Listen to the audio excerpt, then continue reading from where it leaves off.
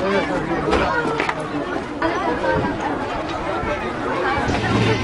والله صور.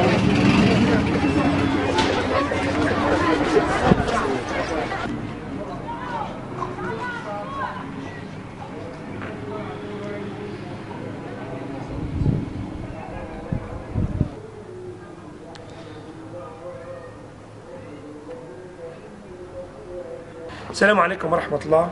خالد رعد، المشرف العام على مدارس بنات المستقبل والشهداء والأزهر. لدينا 3 مدارس، وطبعا كل مدرسة بحاجة إلى تدفئة في منطقة عرسال اللبنانية التي ترتفع عن سطح البحر 1600 متر.